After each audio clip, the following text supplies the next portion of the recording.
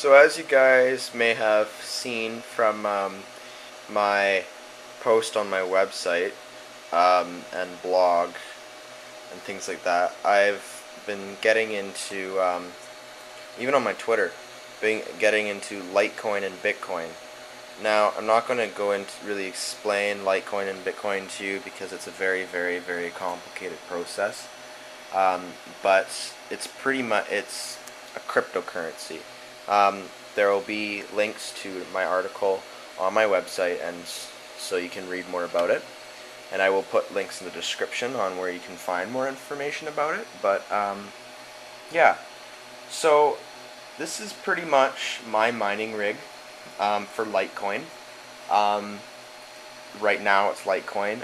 This is also the very, very, very start of Project Roadrunner, or Operation Roadrunner, that I'm starting.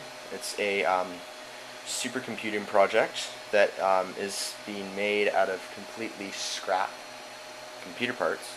So right now it's only 2 nodes with the controller node over there. Both these systems are older systems, but it's all I have at the moment. They're both AMD Athlon systems. Both are Asus motherboards.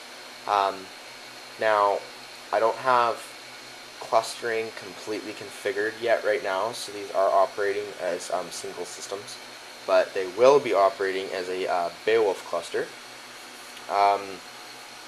So yeah, both these have about 1 gigabyte of RAM with both hard drives. Now if I move over to, there's the monitor. This is going to be the master control node. It's a dual core AMD Athlon 64 with a gigabyte of memory.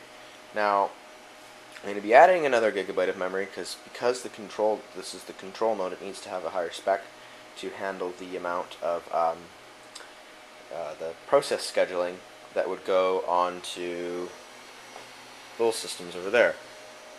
So I'm mining right now 4 threads. I'm getting about 0.95 kilohashes, which isn't too bad for a processor, but I do hope in the future to upgrade this to a GPU and mine Bitcoin instead of Litecoin. Well, actually mine both. Mine Bitcoin on the CPUs and then mine Litecoin, or mine Bitcoin on the GPUs and mine Litecoin on the CPUs. So that's pretty much Project Roadrunner, or Operation Roadrunner. I keep saying Project Roadrunner. Now we are going to be posting our goals for this project and everything on the website.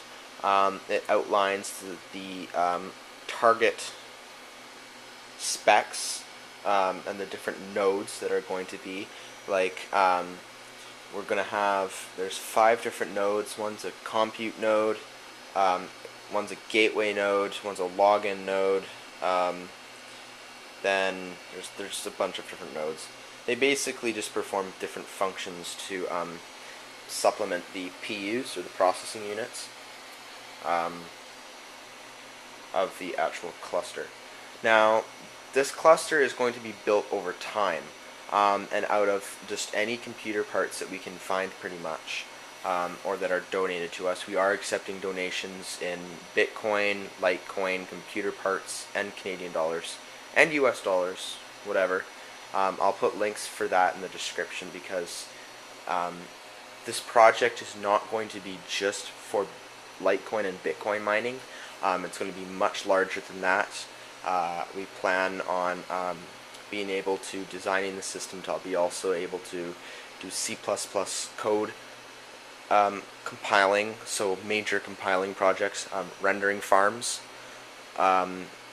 ray tracing, fluid dynamics simulations, nuclear simulations, all that kinds of things.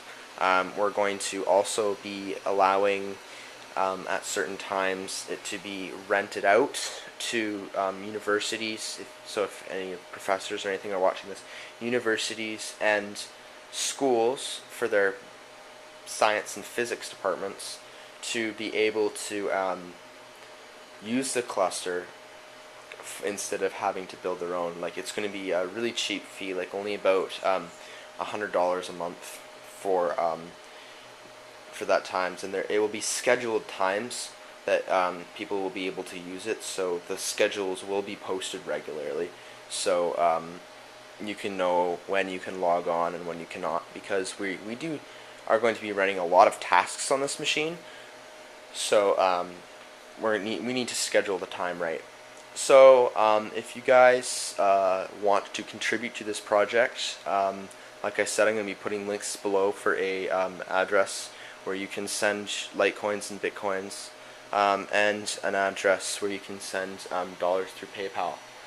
Now, I know people really don't like e-bagging, but this isn't really e-bagging, as it's a community project. Like, this is for you guys, to help educational firms and things like that, because I've noticed that at my own high school, a lot of these biology departments and stuff like that, or physics departments, they want to do that kind of stuff, but they can't because they don't have the computational power and they don't have the budget to allow, or even the staff to do this kind of thing. So yeah, if you have any questions, please message me, leave a comment, anything like that. And I've got this fan. I turned it off right now, but I've got this fan blowing cool air over the system as it is now. It's a little bit of a Frankenstein, which is kind of cool. But yeah, comment, rate, subscribe.